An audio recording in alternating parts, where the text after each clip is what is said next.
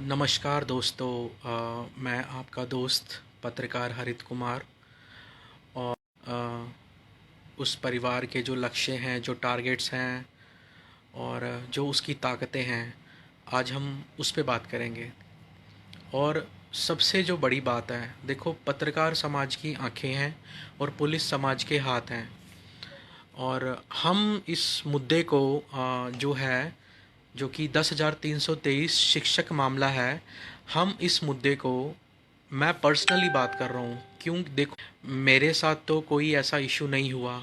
मैं तो as a पत्रकार, एज एन आउटसाइडर इस मुद्दे पर जुड़ा हूँ, 10,323 के मामले पर। तो आज मैं आपके साथ जो बात करने वाला हूँ, वो एज ए पत्रकार बात करने वाला हूँ। और जो 10,323 का मामला है, ये एक लीगल इशू तो है, एक कानूनी इस पे कार्रवाई की जाएगी और इसके प्रोज एंड कॉन्स भी हो सकते हैं। लेकिन सबसे इम्पॉर्टेंट बात, जो इसका इमोशनल एंगल है, इस आंदोलन का जो इमोशनल एंगल है, वो बहुत बहुत बहुत सेंसिटिव है। आपने सुना होगा महामारियों के बारे में। एक महामारी होती है जिसे कि हालात और समय अपने आप तैयार करते हैं, और जो एपिडेमिक होती है, और ये this is a man made epidemic. ये एक आदमी, एक इंसान द्वारा तैयार की गई एपिडेमिक साबित हो रही है और साबित हो सकती है। ये एक तरह की मानवीय त्रासदी है। वो त्रासदी कैसे है कि 10,323 शिक्षक जो कि बेरोजगार हो गए हैं, उनके पास ना तो खाने को पैसे हैं, ना ही दवाई के पैसे हैं। उनके पास, वो कोर्ट में जाएं तो वो केस लड़ें तो वहाँ वकीलों की फ़ीस कैसे भरें, उनके पास उसके पैसे नहीं हैं। उन अब सब जानते हैं कि एक जो परिवार में जो आदमी कमाता है, उसके पीछे 5, 6, 7 लोग होते हैं। तो वो लोग भी इसमें पीड़ित हैं, वो लोग भी हैराश हो रहे हैं। और ये कल भी मैंने कहा था, ये एक ह्यूमन राइट्स का मामला है। ठीक है? तो ये जो एक हैरासमेंट हो रही है, ये बहुत ही मास स्केल पे हो रही है। और मैंने आज जिक्र किया ग्रुप में कि एक बड़ी जनरेशन और एक बहुत बड़ी संख्या सुसाइडल थॉट्स का अनुभव कर रही है। एक बहुत बड़ी जनसंख्या मौत के कगार पे है। मतलब ऐसा भी हो सकता है, एक तो उत्तराखंड में त्रासदी आई थी, अभी कोरोना नाम की एक त्रासदी epidemic I. This is a man made epidemic. ये एक ऐसी जगह पे आके खड़ा हो गया है, 10,323 का मुद्दा, जो कि 10,000 लोगों की जान ले सकता है। 10,000 लोग सुसाइड कर सकते हैं। आप विश्वास नहीं करोगे, मेरे पास डेली कम से कम 500 कॉल्स आती हैं, 1000 मैसेज आते हैं, व्हाट्सअप मैसेज आते हैं, और लोग बोलते हैं कि हमारी हरासमेंट हो रही है, हम सुसाइड कर लेंगे। तो मैं ये बताना चाह रहा हूँ कि वो लोग इतने बुरे हालत से गुजर रहे हैं कि उनके पास खाने को पैसे नहीं हैं। और लोग बोल रहे हैं कि आप हमें बताएं कि क्या हम अब नक्सली बन जाएं। लोगों के अंदर इतनी नफ़रत पैदा हो रही है, वो बोल रहे हैं कि क्या हम अब आतंकवादी बन जाएं। क्योंकि देखो, कोई भी इंसान गलत नहीं होता, हालात गलत होते हैं। ये जो हालात बन रहे हैं, ये बहुत बुरे बन रहे हैं। और ये इन लोगों के लिए तो अच्छा है नहीं, लेकिन ये बीजेपी जो कि रूलिंग गवर्नमेंट है, उसके लिए भी अच्छा नहीं है। कहने की बात तो ये भी है कि पुरानी गवर्नमेंट जो थी, जो भी गवर्नमेंट थी, कम्युनिस्ट पार्टी की गवर्नमेंट थी या सीपीआई की गवर्नमेंट थी, उन्होंने भी धोखा किया। ठीक है, उन्होंने धोखा किया, लेकिन बीजेपी भी धोखे की और झूठे वादों के उस पर सरकार में आई। तो अब ये जो मामला है, ये एक मानवीय त्रासदी है। तो बहुत जल्दी, मे बी इन 2 और 3 डेज़, मैं इस पे पेपर वर्क कर रहा हूँ। और ये जो मामला है, ये अब ठीक है, कोर्ट से तो आपको निराशा ही हासिल हुई है, लेकिन ये मामला इंटरनेशनल कोर्ट ऑफ जस्टिस में बहुत जल्दी जाएगा। और मैं खुद यूएन में मैसेज करूँगा, यूनाइटेड नेशंस को कंप्लेन करूँगा इसकी। और इसके अलावा इंटरनेशनल कोर्ट ऑफ जस्टिस और इंटरनेशनल ह्यूमन राइट्स को भी मैं इसकी कंप्लेन करने वाला हूँ। और एज़ यू ऑल नो कि जब एक देश में ही जब इस चीज़ की कंप्लेन की जाती है वाया मीडिया, तो गवर्नमेंट पर इतना प्रेशर नहीं पड़ता। लेकिन जब यूनाइटेड नेशंस या यूएन को मैसेज जाता है और यूएन का रोल बीच में आ जाता है, या इंटरनेशनल ह्यूमन राइट्स गवर्नमेंट को, हम करंट स्टेट, हमारी इंडियन गवर्नमेंट को अगर जो निर्देश देगा कि वो इस मुद्दे का संज्ञान लें, इस मुद्दे को स्टडी करें और देखिए कि क्या वाकई में ये एक मानव त्रासदी का रूप धारण कर रही है, क्या वाकई में 10,000 से ज़्यादा लोग क्या वाकई में ही 10,000 से ज़्यादा लोग मौत की कगार पे हैं, क्योंकि 10,000 लोग सुसाइड करने के लिए तैयार हैं। मुझे लोग खुद बोलते हैं, मैं कोई अपनी तरफ से नहीं बोल रहा हूँ, मेरे पास प्रूफ है, मैसेज हैं, लोग मुझे बोल रहे हैं कि अगर जो सोल्यूशन गवर्नमेंट बीजेपी गवर्नमेंट में नहीं किया तो हम नक्सली बन जाएंगे, हम आतंकवादी बन जाएंगे। तो सारी प्रॉब्लम तो सिस्टम में ही है ना, सिस्टम ही ख़राब है। कोई भी पैदाइशी मुजरिम नहीं होता, कोई भी पैदाइशी नक्सली या आतंकवादी नहीं होता, उसे या तो वो बन जाता है या बना दिया जाता है। तो जो सिस्टम के जो फ्लॉज और लूप होल्स हैं वो लोगों को ऐसे मजबूर कर रहे हैं, या तो वो सुसाइड कर लेगा या वो नक्सली बन जाएगा। अभी एक मैसेज मुझे आया जिसमें कि एक पर्सन है, वो मुझे बोल रहे हैं कि मैं 10,313 परिवार का हूँ और मेरे साथ ये गलत हुआ है और मैं आतंकवादी बन जाऊँगा। अब बताओ क्या मैं उसको बोलूँ? मैं तो एक साधारण सा पत्रकार हूँ। अभी एक पर्सन ने कहा ऐसा, सोचो कि वो कितना परेशान होगा। लेडीज़ मुझे फ़ोन करती हैं जिनके दो दो बच्चे साथ में रो रहे होते हैं, रो रहे होते हैं, वो बोलती हैं कि हम सुसाइड कर लेंगी, और वो बोलती है कि हम कहाँ जाएं, आप बताओ हम क्या काम करें जिससे हम पैसा कमा लें। बताओ, गवर्नमेंट को शर्म आनी चाहिए कि उसने कहाँ पर पहुँचा दिया है। ये जो 10-10 साल से जो टीचर्स काम कर रहे थे वो सब्जियां बेच रहे हैं। आज 2 टीचर्स का फ़ोन आया, वो बोलते कि अपने घर का खर्चा चलाने के लिए हम सब्जियां बेच रहे हैं। ग्रेजुएशन करने के बाद, पोस्ट ग्रेजुएशन करने के बाद, पीजीटी, टीजीटी, बीएड कोर्स करने के बाद लोग सब्जी बेच रहे हैं।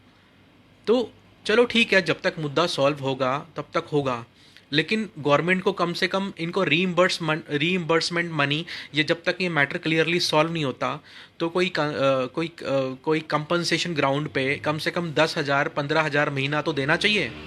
जब से ये मुद्दा ऐसा हुआ है, ख़राब हुआ है, तब से गवर्नमेंट को पैसा तो देना चाहिए इनको, ताकि अपने घर का खर्चा चला लें। क्योंकि सारे के सारे 10,000 के 10,000 लोग और उनके साथ जुड़े हुए हर परिवार के 5, 6, 7 और 8 लोग, सब के सब हैराश हो रहे हैं। तो 10,000, एक परिवार में 10 लोग होते हैं, तो 10,000 को आप 10 से गुना करिए, 1,00,000 लोग क्लियरली इसमें सुसाइडल पॉइंट्स पर पहुंच चुके हैं। लोगों को पास अपने बच्चों की फ़ीस भरने के पैसे नहीं हैं, खाने के पैसे नहीं हैं। अभी कुछ लोगों की कॉल्स आई कि अपनी माँ को दवाई नहीं दिलवा पा रहा हूँ मैं। कुछ लेडीज़ रो रही हैं, कुछ आदमी रो रहे हैं, कुछ आदमी नक्सली बनने को कह रहे हैं, कुछ आदमी कह रहे हैं कि हम छत से कूद मार जाएंगे, कुछ आदमी कह रहे हैं हम कोर्ट केस करें, कोर्ट केस में वकील के लिए हमारे पास पैसे नहीं हैं। तो अब मैं तो देखो चंडीगढ़ में बैठा हूँ और मैं दिल्ली भी हूँ, तो मैं तो अपना काम कर रहा हूँ, लेकिन ये थिंग्स समटाइम, जो रेवोल्यूशन होती है वो टाइम लेती है।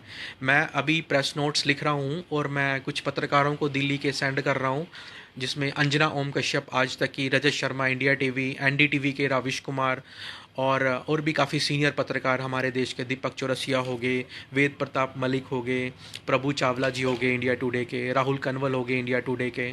तो इन जो सभी बड़े पत्रकारों को मैं अप्रोच कर रहा हूँ और कुछ मिनिस्टर्स को भी अप्रोच कर रहा हूँ वाया वाया ईमेल्स, और definitely we will get good response from there.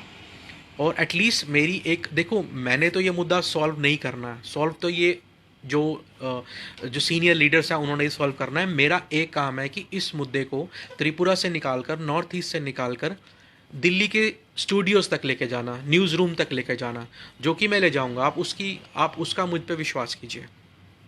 और लोग ये जो इमोशनल हैं, आज मैं खाना खा रहा था, किसी का फ़ोन आया कि मैं सुसाइड कर लूँगा अगर जो ये मुद्दा सॉल्व नहीं हुआ, अगले 2-3 दिन में मैं सुसाइड कर सकता हूँ। फिर एक लेडी का फ़ोन आया, बोले कि अगले 1 वीक में मैं सुसाइड कर लूँगी अगर जो ये सोल्यूशन नहीं हुआ। मुझे ये समझ में नहीं आता, हेमंत बिस्वास जी जो कि असम के सीएम हैं, मुझे ये समझ में नहीं आता, ये जो बिप्लब कुमार देव जी हैं, ये क्या सोए पड़े हैं? इनको डेली हम टैग कर रहे हैं, तो लेकिन इनका कोई रिप्लाई नहीं आता। तो इनको क्या लगता है कि इनके एमएलए से हमारी बात नहीं होगी, इनके एमएलए से मेरी बात नहीं हो रही। वो हमसे बात नहीं कर रहे, लेकिन उनके 60 के 60 एमएलए से 3 से 4 दिन के अंदर में मैं बात कर लूँगा, पूरे के पूरे, चाहे वो सीपीआई के हों, चाहे वो टीएमसी के हों, चाहे वो बीजेपी के हों। तो बात ये नहीं है, बात ये है कि ये मुद्दा जितना इग्नोर ये कर रहे हैं उतना सेंसिटिव होता जा रहा है।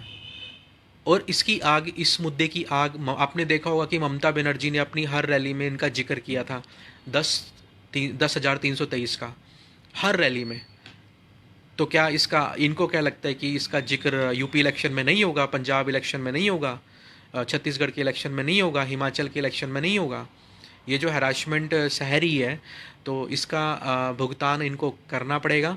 और हाँ, मेरे कुछ छोटे छोटे मैसेजेस हैं अब, कि जो कल आप लोग कल जो रविंदर भवन में कल 10 बजे आप सब ने पहुँचना है, अगरतला, त्रिपुरा अगरतला में रविंदर भवन में आपने प्रोटेस्ट में सब ने पहुँचना है।